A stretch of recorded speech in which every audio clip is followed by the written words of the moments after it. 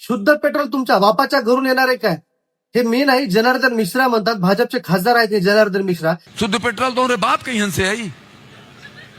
शुद्ध पेट्रोल है या नहीं आता इसमें तो कहां से आई? जनतेच्या मतावर हे निवडून आलेत आणि जनतेच्या जीवावर मोठे झालेत आणि हे जनतेचा बाप काढत आहेत. यांचा जर कोणी बाप काढला, यांची कोणी आई काढली, तर हे परत म्हणतात की भारत देशातले लोक आता युवक शिवाय द्यायला लागलेत. यांच्या चुकीच्या पॉलिसीज विरोधामध्ये जर प्रोटेस्ट करायला गेलं तर हे म्हणतात की यांना भारताचा नेपाळ करायचा आहे.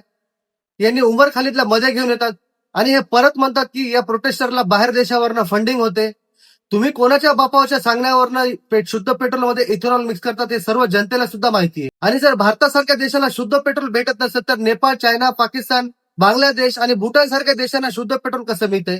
आणि जर आपल्याकडे शुद्ध पेट्रोल नसेल तर आपण दुसऱ्या देशाला निर्यात कसं करतो शुद्ध पेट्रोल? पहिले सरकार पेट्रोलमध्ये भेसळ करणाऱ्यांवर कारवाई करायचा, तर आता सरकार स्वतःच पेट्रोलमध्ये भेसळ करते. आणि एका खासदाराची हिंमत किती बघा, तो जनतेचा बाप काढतो.